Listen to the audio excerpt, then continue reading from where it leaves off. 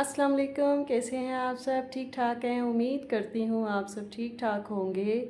तो मैं आई हूँ एक ऐसे कंटेंट के साथ जो थोड़ा डिफरेंट है और उम्मीद करती हूँ आपको वो बहुत अच्छा लगेगा। तो चलिए जी, वीडियो शुरू करने से पहले ये कहूँगी कि लाइक करें, सब्सक्राइब करें और शेयर ज़रूर कीजिए। तो चलिए जी, स्टार्ट लेते हैं अपनी वीडियो का। अच्छा जी, वीडियो शुरू करते हैं। और ये एक सबक है सारे मर्दों के लिए जो कि अपनी ख्वाहिशात किस एंगल से पूरी करते हैं, ज़िम्मेदारियों से भागते हैं। ये उन मर्दों के लिए स्पेशली एक स्टोरी है और ये सही कहानी है, मतलब इसको कोई फेक ना समझे। ये एक टोटली ट्रू बेस वाक़या हुआ है जिसकी बेस पे ये एक स्टोरी है। अच्छा जी, अब स्टोरी का आगाज़ करते हैं। जो वाक़या पेश आया उससे अंदाज़ा करना चाहिए कि हर मर्द एक जैसा नहीं होता। तो जनाब, स्टोरी कुछ ऐसी है, वाक़या कुछ ऐसे पेश आया। एक औरत थी और ड्यूरिंग डिलीवरी, यानी बच्चे की डिलीवरी थी और वो फोत हो गई और उसने एक प्यारे से बेटे को पैदा किया। और उसने ज़ाहिरी बात है वो उस दुनिया में तब अकेला था। आप सोचिए, जिसकी माँ या बाप में से एक फोत हो जाए तो उसको अकेला ही सोचना चाहिए, क्योंकि बच्चे को एट अ टाइम दोनों चाहिए होते हैं। और बहुत कम ऐसा होता है कि औरत अगर अच्छी माँ साबित हो जाए तो बच्चे की लाइफ बन जाती है, और अगर बाप अच्छा एक मिल जाए तो बच्चे की लाइफ बन जाती है। और अगर ऐसा ना हो तो बदकिस्मती होती है ऐसे बच्चे के लिए। अब इस बच्चे के साथ क्या हुआ और इनके वालिद मोहतरम ने इनके साथ क्या सलूक रखा, चलिए जी स्टार्ट लेते हैं वीडियो का। तो जनाब, मैं थी यहाँ पे कि एक औरत ने बच्चा पैदा किया और फिर वो फोत हो गई। तो जाहिर सी बात है वो फिर उसके शोहर के तो चूँकि जॉब थी और उसने अपना जो बच्चा है वो अपनी साली के हवाले किया और उसकी ज़िम्मेदारी में दे दिया कि वो उसको पाले। ठीक है। अब उधर वो जो साहब हैं, आप देखें ज़रा, बीवी को फोत हुए अभी साल भी उसने इंतज़ार नहीं किया और 7 माह के अंदर अंदर उसने दूसरी शादी रचा ली। दूसरी शादी भी कर ली, उससे एक बेटा भी पैदा कर लिया, एक बेटी भी हो गई और फिर उसने अपनी दुनिया में मगन हो गया। लेकिन एक दिन उसको अपने उसी बेटे की याद आई। आप सोचिए, क्या ऐसा दुनिया में पॉसिबल है? तो वो जो आदमी है उसने क्या किया कि अपनी साली के घर गया और अपने बच्चे की डिमांड कर दी। अब चाहिए तो ये था कि वो साली उसके हवाले ना करती और उसको ये कहती कि मेरी मरहुमा बहन की निशानी है, मैं तुम्हें नहीं देती। लेकिन जाहिर सी बात है वो उसका बाप था तो उसने उसके वालिद के हवाले कर दिया। अब वो बेटा लेकर आ गया अपने घर। वहाँ तो ऑलरेडी 3 लोग रह रहे थे, जिसमें एक उसकी बीवी थी और 2 बच्चे थे। अब सौतेली माँ आटे में नमक के बराबर अच्छी साबित होती है। मैं नहीं कहती कि सारी औरतें बुरी होती हैं, लेकिन आटे में नमक के बराबर मेजॉरिटी अच्छी नहीं होती, कुछ टिपिकली होती हैं।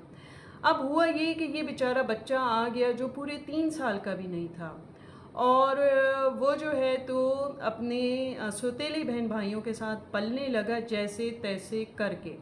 यानी सौतेली माँ का जैसा रवैया था वो उसी एंगल से पलने लगा। और एक दिन उसकी माँ ने उससे कहा कि भाई अब तुम हमारे साथ टेबल पे बैठ के खाना मत खाया करो, बल्कि तुम्हें मैं अलग से दिया करूँगी, तुम अलग ही बैठ के खाया करो।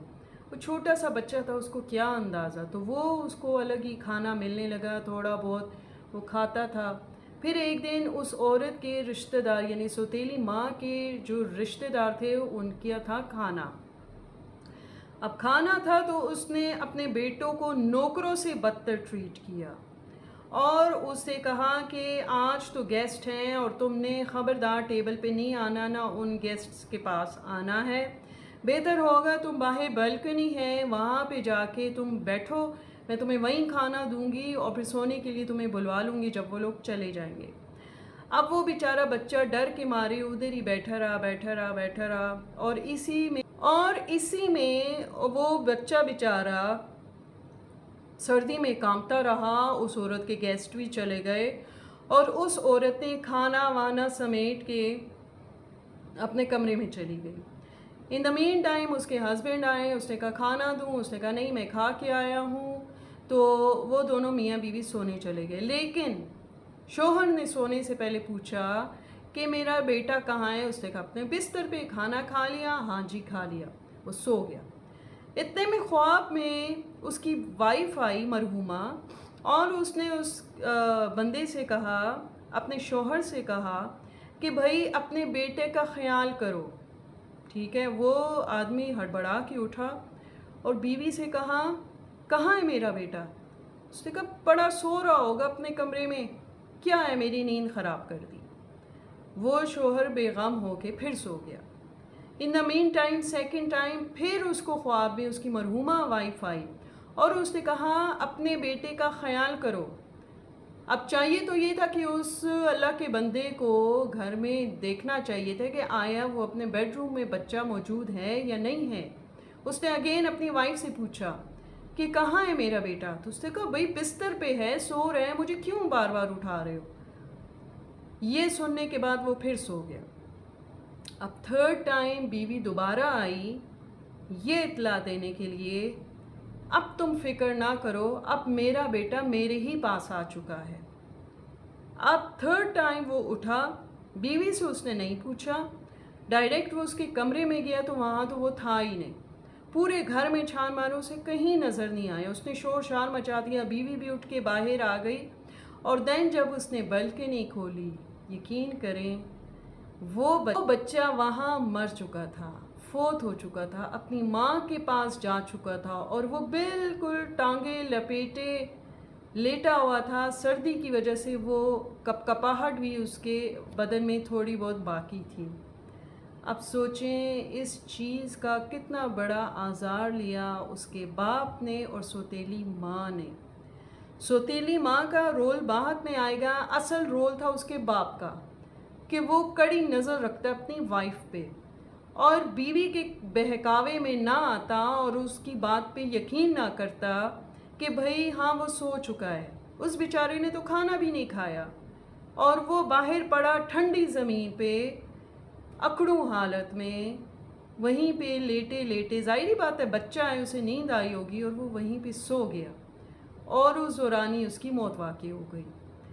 तो जनाब कहने का मकसद ये है कि मर्द हजरात जो हैं वो दूसरी, अगर वो साई पे औलाद है तो दूसरी शादी करने से पहले ये ज़रूर सोचें कि भाई इससे हमारी औलाद पे क्या असर पड़ेगा, उनके आने वाले दिन कैसे होंगे, आया वो इस चीज़ से कंफर्टेबल होंगे या नहीं होंगे। लेकिन नहीं, आजकल तो देख लें अगर बीवी ज़िंदा भी है तो उसकी मौजूदगी में दूसरी शादियां हो जाती हैं।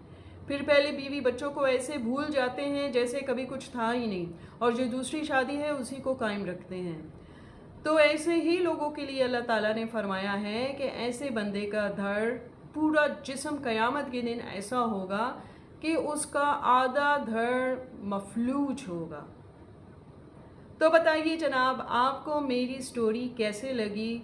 कमेंट ज़रूर कीजिएगा और ज़रूर ख़याल रखिएगा कमेंट में कि किसी की दिल आज़ारी ना। तो आप कोशिश कीजिए ऐसे ऐसे कमेंट कीजिए जिससे औरों को भी अवेयरनेस आए कि भाई इस तरह का काम नहीं होना चाहिए और अच्छी वीडियोस को आप लोगों को प्रमोट करना चाहिए।